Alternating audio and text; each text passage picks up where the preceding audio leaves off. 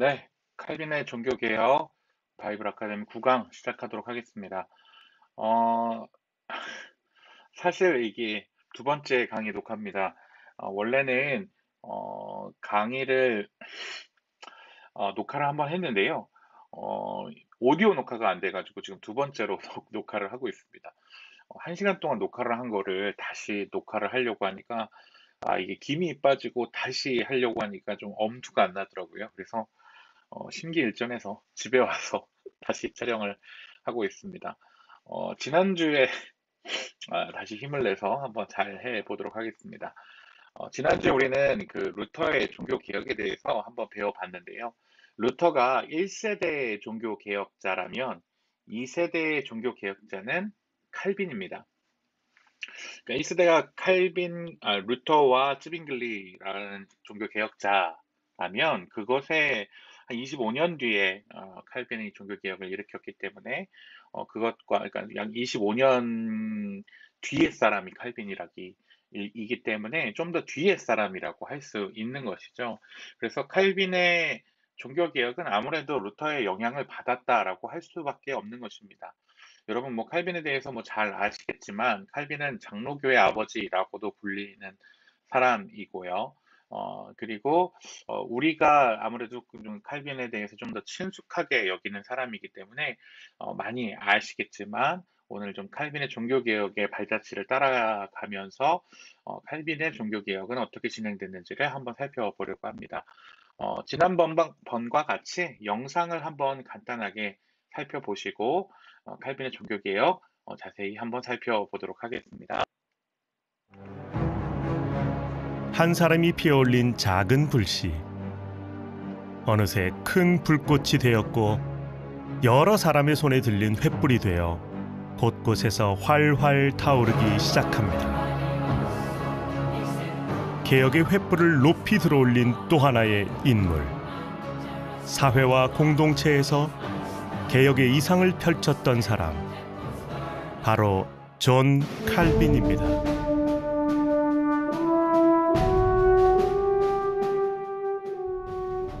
1509년 7월 프랑스 노용시에서 태어난 존 칼빈은 부지런하고 신앙심 깊은 부모의 영향으로 평탄한 교육 환경과 경건 생활 속에서 유년 시절을 보냈습니다. 어릴 적부터 남다른 기억력으로 학문의 두각을 보였던 칼빈은 14살에 시작된 파리에서의 대학 교육을 통해 에라스무스와 같은 다양한 인물과 사상을 접할 수 있었습니다.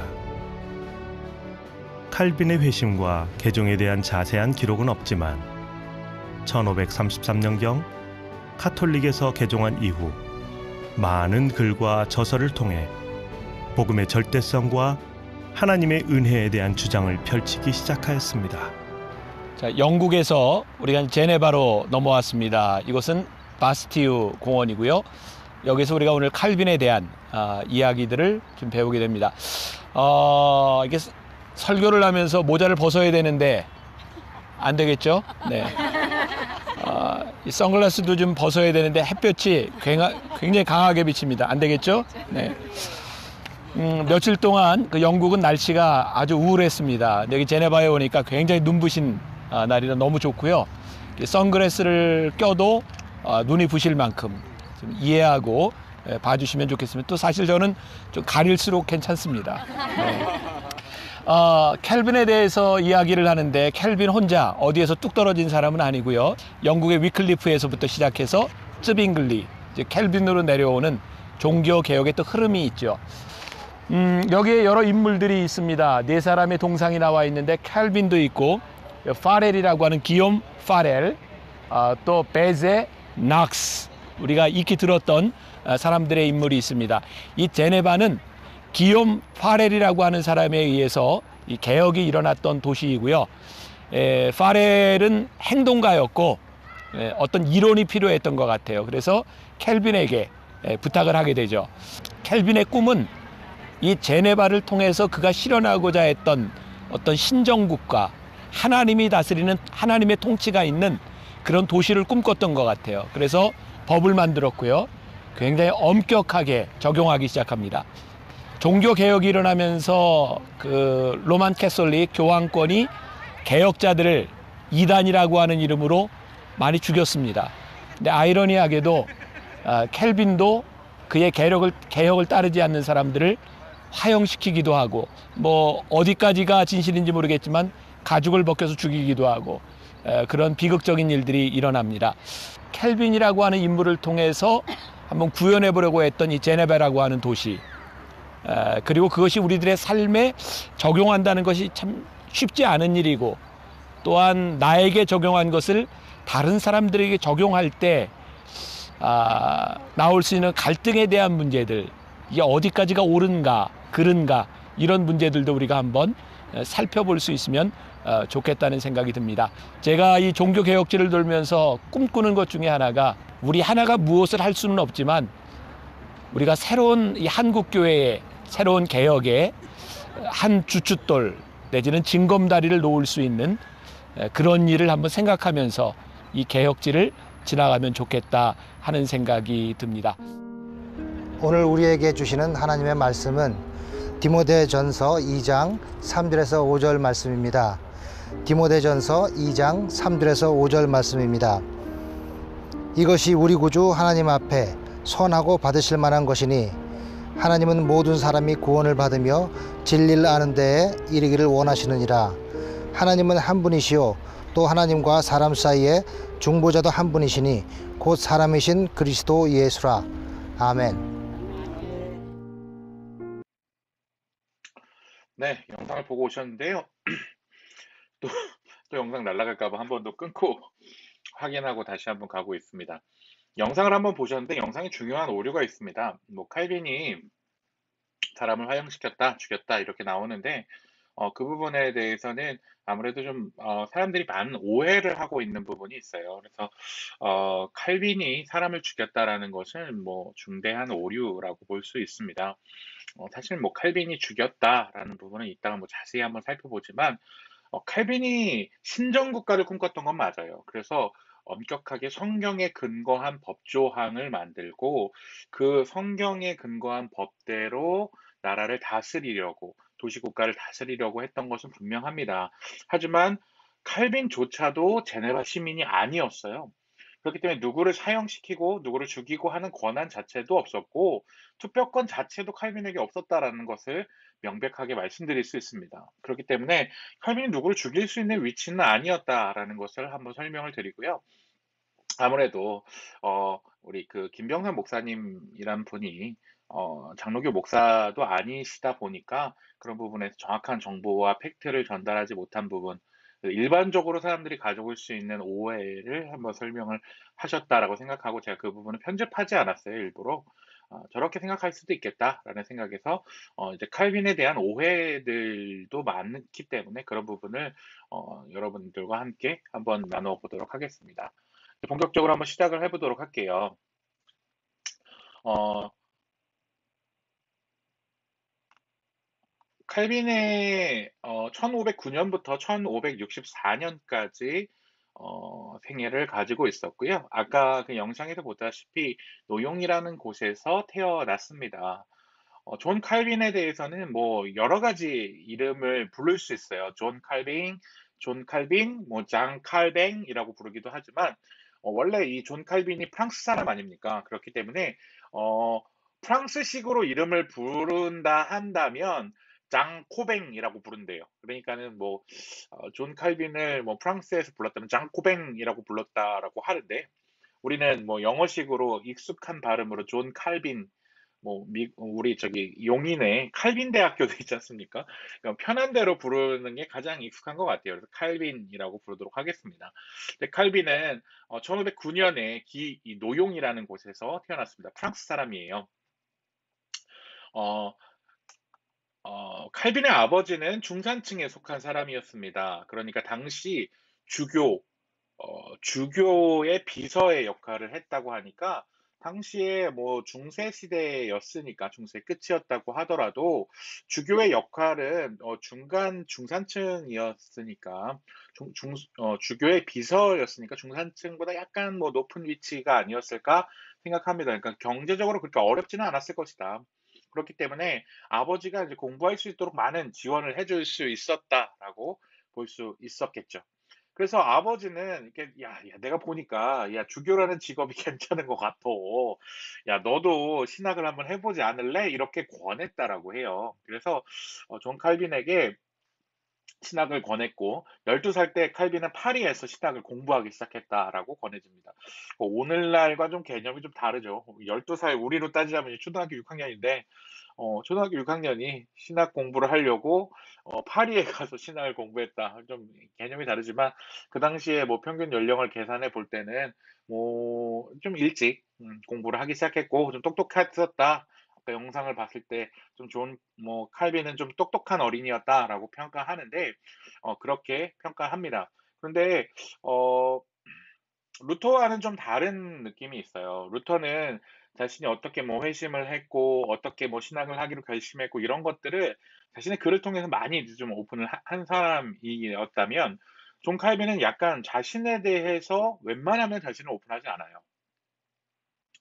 그러니까 그런 것들을 언급하는 것 자체를 조금 꺼리는 사람이었다라고 봅니다. 약간 이런 표현이 적합할진 모르겠지만 약간 좀 선비주의적?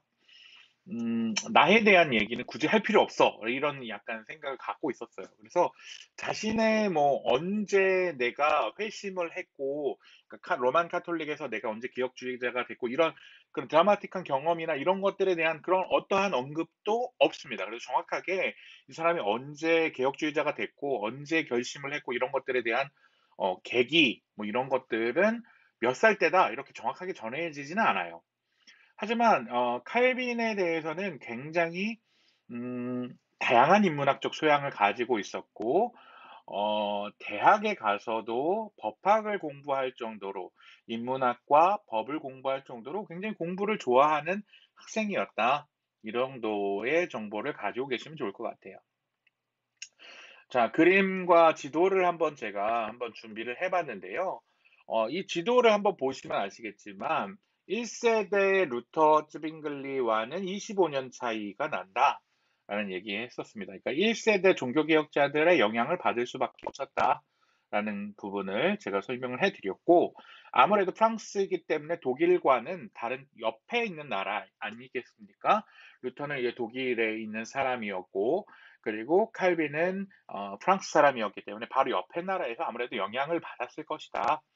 그래서 아무래도 1세대 종교 개혁자들의 영향을 받았을 것이다. 이런 짐작을 충분히 할 수 있었을 것입니다. 그래서 루터와는 많이 삶의 궤적이 좀 비슷한 경향이 많은데 루터도 이제 법을 공부했었는데 칼빈도 법을 공부했었습니다.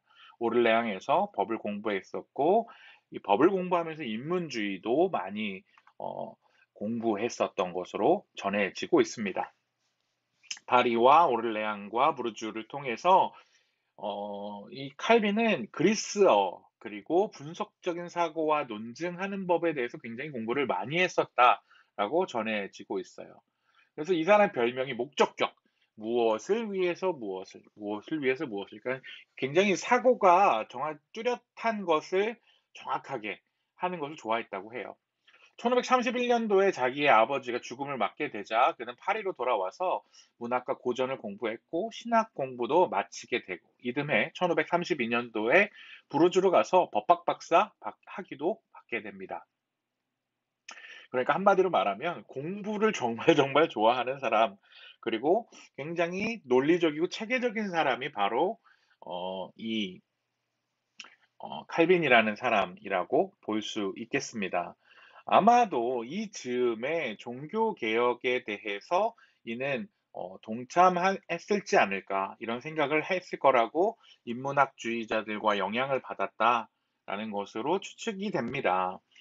정확하게 몇 년도라고 볼 수는 없어요. 근데 인문학에 대해서 에라스무스 아까도 얘기했지만 에라스무스가 그러니까 처음으로 이제 헬라어 성경들을 다 모아서 헬라어 성경을 어 모으는 역할을 했거든요. 그래서 라틴어로 되어 있던 성경을 헬라어 성경을 모아서 이제 그것을 가지고 헬라어 성경을 모으는 역할을 했는데 인문주의자들의 많은 영향을 받았고 성경과 교부들을 통해서 이때 자연스럽게 이제 종교 개혁의 영향을 받았을 것이다라고 추측이 됩니다. 그런데 이 당시에 프랑스에서 종교 개혁과 관련해서 중요한 사건들이 일어나요. 그러니까 독일에서 루터의 종교 개혁자들의 바램대로 종교 개혁이 이제 유럽을 이렇게 휩쓸고 일어나게 되는데 이것이 이제 프랑스까지 휩쓸고 들어가게 되는 거예요. 근데 프랑스에 제가 뭐 여러분에게 설명을 드렸다시피 성 마리아 성당이 유명하다라는 말씀을 한번 드렸던 기억이 나실 겁니다. 음, 성 마리아 성당이 있는데 이 성 마리아 성당에 테러가 일어납니다. 어떤 테러였냐면 성 마리아와 마리아 아기의 형상이 있는데 이 종교 개혁자들이 그 중에서 좀 과격한 종교 개혁자들이 마리아가 안고 있는 아기의 머리를 잘라버리는 사건이 발생해요. 그런데 이 사건이 굉장한 파장을 일으켰던 게 어떤 파장을 일으켰느냐? 당시에 좀 종교 개혁에 대해서 관대한 입장을 가지고 있었던 프랑스의 왕 프랑스와 1세가 야, 이놈 자식들 너무 과격한데 이거 굉장히 문제가 있는 집단이 아닌가 종교 개혁이라는 것들이 아무래도 얘네들은 맞지 않아라고 생각하면서 루터의 종교 개혁에 대해서 굉장히 부정적인 생각과 선입견을 갖게 되는 거예요. 그리고 1534년에 카톨릭에 대해서 비판하는 벽보들이 프랑스 전역에 쫙 붙게 되는데 이게 또 어떤 사건이 일어나냐면 프랑스 전역에 붙는 것뿐 아니라 왕의 침실 문에도 로마 카톨릭을 부정하는 그 벽보가 왕의 침실에도 붙어버린 거예요. 그러니까 이 왕인 프랑스와 1세가 위기감을 느낀 거죠. 아니 이 전역에 이렇게까지 종교 개혁의 무리들이 침범해 있다니 하고 충격을 받은 겁니다. 그래서 프랑스 1세가 충격을 받고 야, 이대로 두면 큰일 나겠다. 그래서 종교 개혁자들의 무리들을 적대해야겠다라는 생각을 갖게 된 거죠.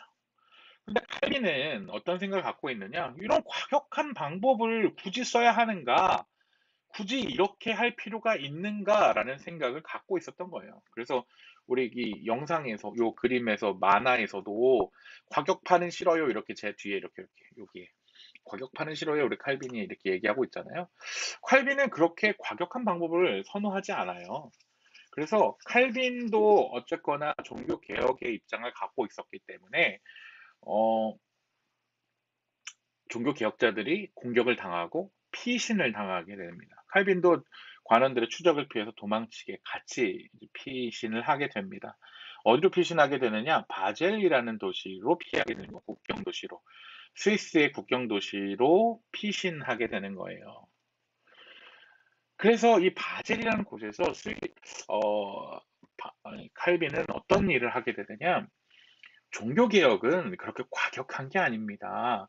우리가 믿고 있는 종교 개혁은 성경으로 돌아가려고 하는 것입니다. 하고서 기독교를 변증하는 글을 쓰기에 이르릅니다. 그것이 바로 기독교 강요라는 거예요. 기독교 강요. 들어보신 적 있으실 겁니다. 기독교 강요. 이 기독교 강요라는 글의 초판을 써가지고 이것을 프랑스와 1세, 기독교에 대해서 비판적으로 갖고 있었던 프랑스 왕인 프랑스와 1세에게 그 책을 보냄으로 인해서 우리는 그렇게 과격파들만 있는 게 아닙니다. 온전한 생각을 가지고 있고 우리가 믿고 있는 신학은 이렇게 정통적인 것이고 성경적으로 되어 있는 것입니다. 라고 변증하기 위해서 그 프랑스와 1세에게 기독교 강요를 헌정하는 거예요. 이 글이 엄청난 인기를 끌게 돼요. 그래서 당시 유럽을 휩쓸고 다니고 그 책들이 정말 이 인쇄소의 발달과 함께 유럽의 전역으로 퍼져나가게 돼요. 수많은 곳들에 팔려나가게 되고 점점 확대가 됩니다.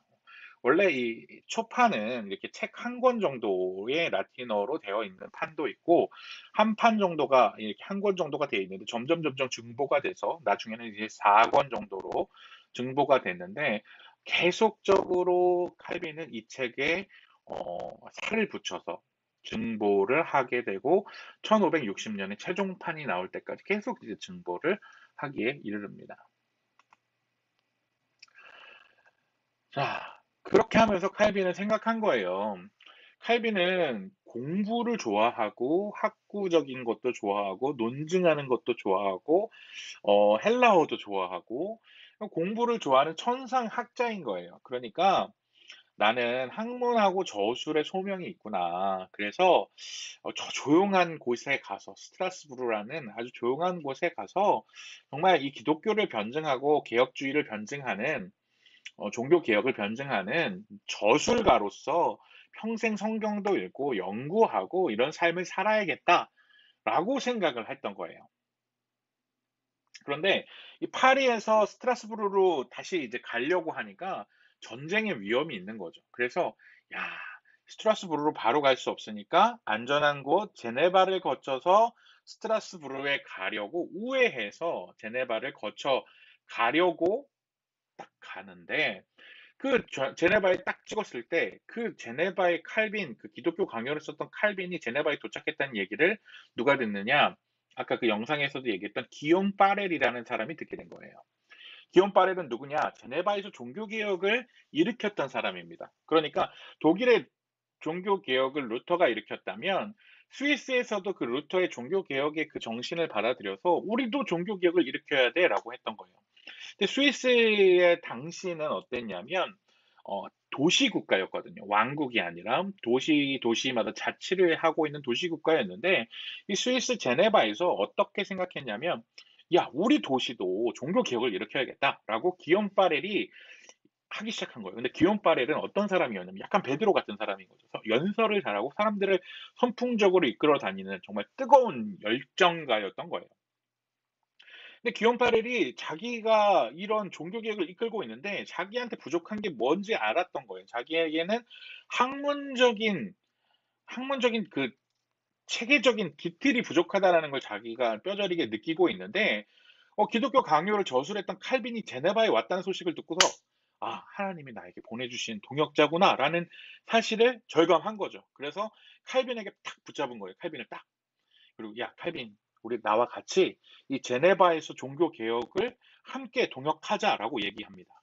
근데 칼빈이 이렇게 얘기하는 거예요. 야, 나는 스트라스부르 가가지고 책 쓰고 기독교 강요도 좀 더 보증하고 주석도 쓰고 난 거기서 열심히 그걸로 하나님이 나를 부르신 것 같아. 난 그쪽에 갈 거야. 그랬더니 파렐이 이렇게 얘기해요. 너 여기서 이렇게 도망치면 하나님의 저주가 임할 거야. 하나님이 너를 이곳에 종교 개혁을 위해서 보내신 거야. 이렇게 얘기한 거예요. 근데 이 파렐이 뭐 우리 베드로도 그렇지만 연설을 얼마나 잘하고 말을 얼마나 잘하니까 그 말을 듣고서 그 말이 너무 마음에 남는 거예요. 저주가 임할 것이라는 그 말. 너를 이곳에 보내신 거, 네가 스트라스부르 바로 갈 수 있는데 여기까지 오게 한 거 하나님이 여기서 너 종교개혁하라고 이렇게 보낸 거야. 이 말이 너무 마음에 남은 거예요. 너 도망치는 거야. 이렇게 얘기했던 거. 그래서 결국에는 제네바에 남아서 종교개혁을 돕게 된 거예요. 그러니까 원래 이 사람의 칼빈의 이 성향 자체는 뭐 선동가도 아니고 설교자도 아니고 뭐 목회자도 아니고 학문적인 사람인데 이 사람이 종교 개혁자로서 자리를 잡게 이 자리에 남게 된 것이죠. 자, 그래서 억지로 이 제네바에 남은 것 같았지만 그렇다고 해서 칼빈이 이 제네바에서 대충 사역한 게 아니에요. 뭐 열심히 사역했어요. 뭐 하나님의 소명이라고 생각했기 때문에 이곳에 보내신 것도 하나님 뜻이다. 내 생각은 스트라스부르에 가는 거였지만 하나님이 나를 여기다 보내신 것이다. 그렇기 때문에 열심히 했어요. 근데 뭐 종교개혁을 이루어 가는 길이 뭐 수월하겠습니까? 사람들은 저 제네바에 있는 사람들도 뭐 종교개혁을 원했지만 이 종교개혁이라는 것이 당시 로만 카톨릭에서 탈출하기 위해서 종교개혁을 선택했던 거지 진짜 종교개혁을 원했다라고 보기는 어려웠던 거예요. 그래서 이 칼빈이랑 파렐이 정말 철저하게 성경으로 돌아가서 성경의 말씀대로 이렇게 하는 것을 못마땅하게 생각한 거죠. 특히 칼빈이나 파렐이 죄 지은 자들이 성찬에 참여하지 못하게 하니까 이것에 대해서 불만을 가지게 된 거예요. 그래서 시의회와 갈등이 일어납니다. 갈등이. 야, 니네가 뭔데? 너네 우리 시민도 아닌데, 제네바 시민도 아닌 게, 너희들이 뭔데 우리를 성찬에 참여하지 못하게 해? 이렇게 하면서 다툼이 일어난 거예요. 결국에는 1538년에 제네바에서 칼빈과 파렐이 쫓겨나게 돼요. 그러니까, 야, 내가 원래 스트라스부르에 가려고 했는데, 내가 너희들이 부탁해갖고 남아가지고 여기서 목회하는 거였는데, 너희들이 나를 쫓아내? 하고 막 울분을 쌓아야 되는데, 칼빈은 스트라스부르로 쫓겨난 것을 오히려 기뻐했다라고 전해집니다. 오케이! 하고 나는 행복합니다. 해갖고 너무 좋아했대요. 스트라스부르에 가서, 야, 내가 원하던 공부도 하고, 나 여기서 열심히 해야지. 야, 너무 행복했대요. 그래서 스트라스부르에 결국엔 소원하던 그곳에 갑니다. 제가 스트라스부르에 가봤는데 스트라스부르 진짜 조용하고 그리고 또 이 하이델베르그 이게 붙어 있고 이 독일이랑 붙어 있으니까 소세지도 맛있고 음식도 맛있고 이 얼마나 좋습니까? 조용한 곳에서 정말 성경도 쓰고 해야 되는데 여기에도 문제가 있었어요. 마틴 부처라는 사람이 있었는데 이 프랑스에서 쫓겨났던 사람들, 프랑스에서 이 종교 개혁을 이 사람들, 이 개혁주의적인 생각을 하다 쫓겨났던 사람들이 스트라스부르에 쫓겨나서 있던 난민들이 있었는데 이 사람들이 난민들도 우리가 교회를 하고 있었던 거예요. 야, 우리를 위한 목회자가 필요합니다. 당신이 우리의 목회자가 돼주세요. 그래서 스트라스부르에서 그 난민들을 위한 교회를 하게 되고 칼빈은 거기서 목회자가 됩니다. 그런데 칼빈은 스트라스부르에서의 목회를 너무나도 기뻐해요. 난 제네바에 있을 때보다 너무 행복합니다. 나는 행복합니다. 하고 신학도 하고 목회도 하고 너무나도 행복하게 지냈어요. 그중에 가장 행복했던 것은 무엇이었냐면 스트라스부르에서 칼빈이 결혼을 하게 됩니다. 칼빈의 친구들이 중매를 서준 거죠. 그래서 결혼을 했는데 누구와 결혼을 했느냐? 아이가 둘 있는 과부와 결혼을 하게 됩니다. 이름은 이들레트 드 비르. 제가 뭐 이름을 뭐 정확하게 원어적으로 발음하지 못하지만 이들레트 드 비르, 이들레트 드 비르와 결혼을 하게 됐는데 그 행복한 결혼 생활을 했다고 해요. 근데 어려움이 닥쳐왔는데 어떤 어려움인가? 이 두비르와의 사이에서 태어난 아이가 태어난 지 2주 만에 세상을 떠났어요. 그리고 아내도 또 먼저 세상을 떠나게 되면서 칼빈은 스트라스부르에서 좀 어려움을 겪게 되는 안타까운 일을 발생하게 되는 것이죠. 스트라스부르에서의 사역, 행복했던 사역이지만 또 그 가운데서 어려움도 겪게 되고 결국에는 몇 년 지나지 않아서 칼빈은 다시 이제 제네바로 돌아가게 됩니다. 왜냐면 칼빈 추방된 다음에 제네바의 상황이 점점 좀 악화가 됐어요. 왜냐면 카톨릭 주교였던 사톨레토라는 사람이 제네바를 다시 카톨릭 진영으로 돌리려고 정말 많은 노력을 한 거예요. 그래서 이 사톨레토라는 사람이 자꾸 자기들을 공격해 오니까 신학적으로 이 카톨릭 사제들한테 반박을 하려고 하는데 이 사람들이 자기의 힘으로는 반박할 능력이 없는 거예요. 카톨릭과 대항해 싸울 수 있는 지식이 없는 거죠. 그러니까 구간이 명관, 우리 옛날 칼빈 목사님, 파렐 목사님이 생각나는 거예요. 그래서 칼빈에게 목사님 잘못했어요. 다시 돌아와 주시면 안 돼요. 우리 제네바로 돌아와 주십시오. 근데 칼빈은 돌아가고 싶지 않아요. 난 여기 스트라스부르가 좋아요. 나는 안 돌아갈래요. 이렇게 얘기한 거예요. 그랬더니 누가 돌아가자고 얘기했을까요?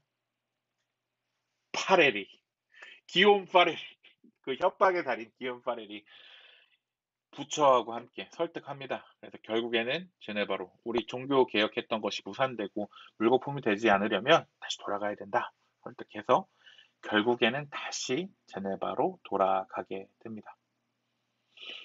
처음에 돌아갔을 때 사람들이 이렇게 생각했대요. 야, 너희들이 어떻게 나한테 이럴 수가 있느냐? 너희들 이놈 자식들!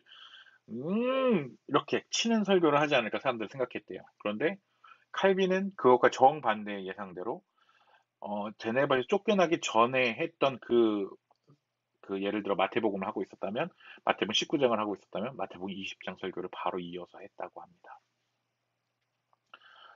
칼빈이 어떤 사람인지를 엿볼 수 있는 이야기죠.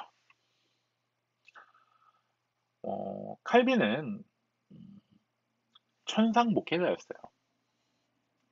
투표권도 없고 세상적인 뭐 공직, 뭐 시장도 아니었고 그 어떤 위치도 아니었어요. 사람들이 막 쫓겨나면 쫓아내면 쫓겨났던 사람이었어요. 그런데 이는 이제 다시 돌아오니까 다시 한번 이제 마음을 다잡고 종교 개혁을 본격적으로 진행하게 된 겁니다. 그래서 교회법을 다시 한번 만들어서 제시했고 제네바 시 의회는 이것을 받아들입니다. 그래서 칼빈의 목적은 그거예요. 한 사람 한 사람을 그리스도인으로 세우는 것. 그래서 바로 목회하는 것을 중요하게 생각합니다. 그래서 목사들, 장로들로 구성된 당회 같은 것을 만들어서 교회 훈육을 담당합니다. 이거 컨시스토리라고 하는 건데 매주 목요일 날 만나서 이 교회를 운영하게 만듭니다.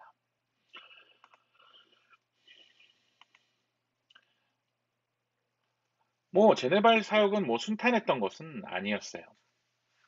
사람들은 철저한 개혁을 원하지 않았습니다. 뭐 사람들은 뭐 늘 그렇죠.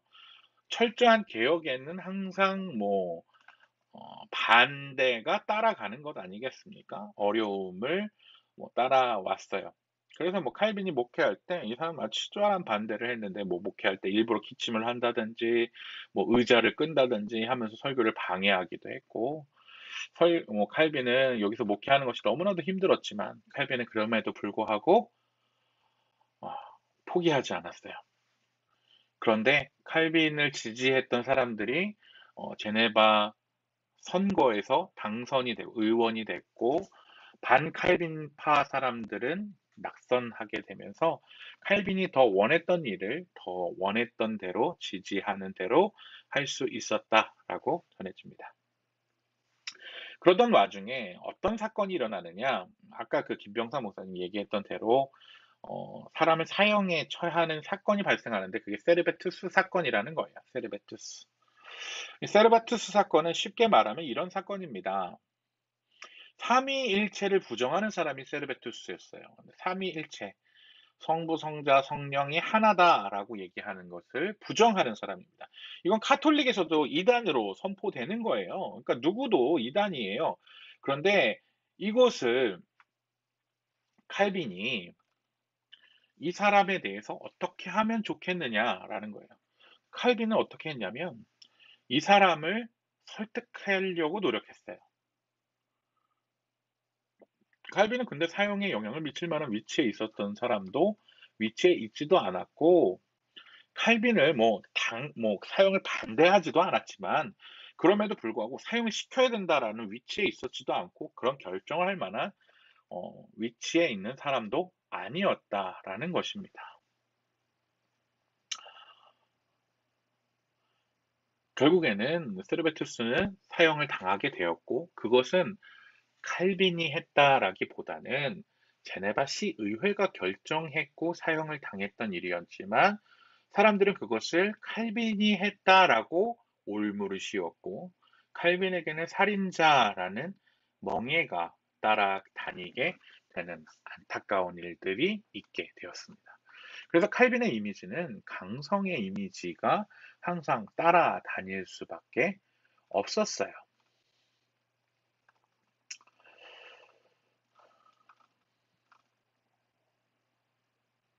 안타까운 일이 아닐 수 없습니다. 칼빈의 생애는 정말 고통의 연속이었다라고 볼 수 있었어요. 왜냐하면 칼빈은 건강이 지독하게도 좋지 않았습니다. 칼빈의 그 그림을 지금 보고 계신데 칼빈의 모습을 보면 건강해 보이십니까? 아니요, 굉장히 깡 말랐죠. 저의 그림과 저의 사진과 더 연상되어서 보니까 더 그런 뭐 느낌이 있었을 텐데 굶기를 밥 먹듯이 했대요. 하루에 한 끼를 먹었답니다. 그것도 아주 조금만 먹었대요. 왜냐하면 소화를 못 시켰대요. 그래서 아주 소식했고 그것도 조금씩 여러 번 먹었다라고 하는데 1555년부터는 몸이 더 안 좋아졌대요. 그래서 어떻게 안 좋았느냐? 뭐 관절염도 있었고 담석도 있었고 치질도 있었고 신장염, 신장결석, 통풍, 담 안 아픈 곳이 없었다라고 해요. 그렇게 몸몸이 아팠지만 그는 매주일 설교하고 매주일 목회하면서 신방하면서 죽을 때까지 열심히 주의 사명을 감당했다라고 전해지고 있습니다. 그래서 종교개혁자 베자는 이렇게 얘기해요. 그가 어떤 인생을 살았는지, 얼마나 하나님을 추구했는지 나는 느꼈다. 나는 칼빈의 옆에서 16년간 그를 지켜보았다. 그의 삶은 첨가할 수도 감할 수도 없는 참된 그리스도인의 모습이었다. 해가 저무는 그날 이곳에서 하나님의 교회를 인도하는 가장 큰 빛이 하늘로 돌아가고 말았다라고 베자는 평가했습니다. 칼빈의 묘비입니다. JC라고 써져 있는 칼빈의 묘비입니다. 존 칼빈의 약자 JC예요. 원래는 이 JC라는 글자 자체도 없었다라고 전해져요. 칼빈이 유언으로 남길 때 무덤도 묘비도 만들지 말아라 라고 유언을 남겼대요. 지금도 칼빈의 무덤이 스위스 제네바에 있는데 다른 화려한 무덤들과 달리 찾기도 어려울 만큼 작고 초라했대요. 그래서 아주 손바닥만한 무덤에 작은 묘비가 있었는데 사람들은 많이 찾아오는데 이게 여기 존 칼빈 무덤이 어디야? 라고 했는데 찾을 수가 없어서 후대에 찾아오는 사람을 위해서 저렇게 테두리를 만들어 놓고 저기 위에다가 저렇게 글귀를 만들어 놨다고 합니다. 원래는 그 JC밖에 없었는데 저 앞에다 존 칼빈 뭐 이렇게 살다 가다 이렇게 이름을 써놓은 거죠. 그 옆에 있는 뭐 화려한 비석에 비해서 저 JC라고 써져 있는 저 조그만 무덤 이렇게 여기 이게 존 칼빈의 무덤이에요. 종교개혁자, 위대한 종교개혁자 존 칼빈의 무덤입니다. 무덤도 묘비도 만들지 말아라. 왜요? 하나님의 영광만 드러나야 되니까 나의 무덤을 찾아오게 만들지 말아라 라는 유언을 남겼다라고 합니다. 그의 인생을 돌아보자면 그는 현대까지 큰 영향을 끼쳤습니다. 제네바뿐 아니라 수많은 서구 시민사회에 영향을 세웠고 공교육이나 자유시장 자본주의 철학에도 영향을 많이 끼쳤던 사람이라고 서구에서도 평가하는 사람입니다. 그는 매주일 예배를 인도했고 격주로 매일 예배를 인도했어요. 매주 신학을 가르치는 일에 3시간씩 투자했고 아픈 사람을 방문하고 나그네를 돌보고 사람들을 가르쳤습니다. 목요일에는 당회를 이끌고요. 금요일에는 목사회라는 것을 가져서 성경 연구를 했습니다. 설교를 하지 않는 주에는 박해받은 피난민들 가르치고 그들을 위로하는 일을 했습니다. 그리고 성경을 열심히 연구해서 성경 주석을 썼는데 지금도 존 칼빈의 성경 주석은 많은 목회자들한테 도움이 되고 있습니다. 저도 이 존 칼빈의 성경 주석을 가지고 있는데 지금도 성경의 거의 대부분의 성경의 주석을 쓴 사람으로 거의 대부분의 성경을 칼빈이 주석을 쓸 정도로 모든 성경을 다각다식하게 알 정도로 대단한 지식을 가지고 있었던 사람이 존 칼빈입니다. 그뿐 아니라 칼빈은 프랑스의 종교개혁에도 수많은 영향력을 끼쳤고요.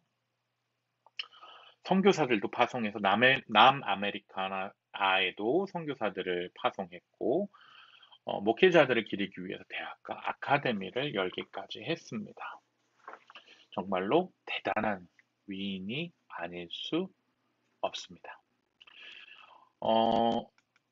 그의 신학에 대해서 평가를 하자면 칼빈은 5대 교리라고 해서 튤립이라고 칼빈의 5대 교리를 다 앞에를 딴 거죠. 토탈 디프레비티. 모든 사람은 전적으로 타락한 죄인이다. 그런데 그 어떤 사람도 하나님께서 아무 조건 없이 선택해 주셨다. 무조건적인 선택. 그리고 이 제한적으로 대속해 주셨다. 그리고 이것은 불가항력적인 은혜다. 내가 원한다고 해서 또 원하지 않는다고 해서 선택할 수 있는 것이 아니라 하나님의 무조건적인 은혜다. 그리고 이것을 통해서 성도는 점점 거룩을 향해 달려간다라는 칼빈의 5대 교리를 만들어냅니다. 이것은 성경으로서 절대적인 근거를 두고 값없이 주어지는 성경으로서 만들어졌다고 전해지고 있습니다. 칼빈주의 5대 교리라고 해서 튤립 많이 알고 계셨을 겁니다. 감리교 교리는 행위에 의한 구원을 많이 얘기합니다. 하지만 우리 장로교 교리는 행위에 의한 구원이 아니라 노력이 아니라 오직 하나님의 은혜로 인해서 구원을 얻는다. 그리고 그 은혜에 대한 자발적인 반응이 우리의 삶에 드러나야 된다라는 것이죠. 도덕적인 삶은 우리가 선택받았다는 증표다. 그렇죠. 그렇기 때문에 내가 착한 일을 해야 구원받는 것이 아니라 구원받은 자이기 때문에 하나님이 기뻐하는 거룩한 삶을 살아야 된다라는 것이죠. 앞뒤가 바뀌면 안 된다라는 것이 칼빈주의 신학입니다. 그리고 우리는 죄 많은 세상을 변화시키기 위해 사회를 변혁시키기 위해 노력해야 한다. 그리고 칼빈이 그러했듯이 하나님께서 나를 이곳에 보내신 곳에는 하나님의 뜻과 계획이 있다. 그러므로 나에게 보내신 그곳에서 충성되이 일해야 한다라는 직업 소명론을 가지고 그가 스트라스부르에 가고 싶었지만 제네바에서 충성되이 일했던 것처럼 모든 사람에게 하나님께서 주어주신 소명이 있다. 그 소명을 따라가야 한다라는 존 칼빈의 직업 소명론을 주장하였습니다. 이렇게 존 칼빈의 생애를 보았습니다. 존 칼빈도 수많은 동역자들과 함께 살았죠. 앞에서도 말했지만 존 칼빈은 몸이 정말 안 좋은 와중에서도 정말 신실한 주의 종으로서 사역하면서 저 기운팔 협박 속에서 목숨을 걸고 사역하면서 살았습니다. 여러분, 존 칼빈의 생애를 보면서 어떤 걸 느끼셨어요? 아, 저는 칼빈처럼은 못 살 것 같습니다. 특히 뭐 하루에 한 끼 먹으면서 그것도 소식하면서 산다. 이런 건 저한테는 뭐 상상도 할 수 없는 일이라는 생각을 하게 되면서 뭐 농담이지만 많이 먹는 게 중요하다기보단 나의 계획도 중요하지만 하나님의 뜻과 하나님의 섭리와 하나님의 인도하심에 따라서 음,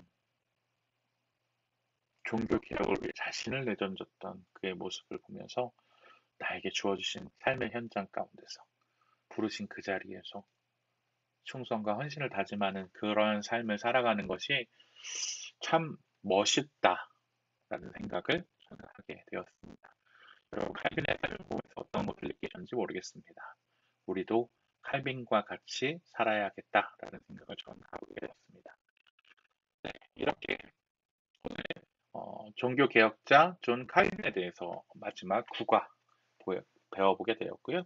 이제 다음 주에는 10과를 배우게 됩니다. 10과는 여태까지 했던 모든 것들의 총정리 시간이고요. 다음 주에는 좀 짧게 총정리하는 시간으로 마무리하려고 합니다. 그동안 너무 수고 많으셨고요. 오늘 모임 기도로 마무리하려고 합니다. 함께 기도하겠습니다.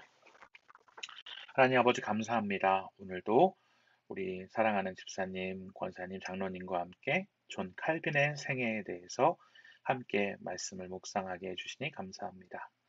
하나님, 칼빈은 원하지 않았지만 종교 개혁자로서 하나님이 맡겨주신 그 삶의 현장 가운데서 최선을 다하며 충성된 종으로서 살아갔습니다. 하나님, 우리에게 주신 그 각자의 삶의 현장에서 충성을 다하는 직업도 나의 삶의 현장도 주님께서 주신 것임을 인정할 수 있는 소명자로 살아갈 수 있도록 우리를 불러주셨사오니 주님이 부르신 그 자리에서 잘하였다, 착하고 충성된 종아, 칭찬 들을 수 있는 우리 모든 성도님들 될 수 있도록 은혜를 더하여 주옵소서. 하나님, 이제 배움의 시간이 거의 다 되었습니다. 이제 한 과를 앞두고 있는데 그동안 수고한 우리 집사님, 권사님, 장로님들에게 힘과 능력을 허락하여 주셔서 마지막 끝나는 그 순간까지 주님께서 함께 하시고 주님께서 이 일을 통하여 앞으로 우리 하평교회가 또 우리 모든 성도님들이 어떻게 하나님께서 원하시는 바대로 나아가야 할지를 고민하고 생각할 수 있는 은혜의 시간들 될 수 있도록 주님 은혜를 더하여 주옵소서. 감사합니다. 예수님의 이름으로 기도합니다. 아멘. 네, 수고 많으셨고요. 다음 주에 우리 마지막 시간으로 만나 뵙도록 하겠습니다. 수고 많으셨습니다. 감사합니다.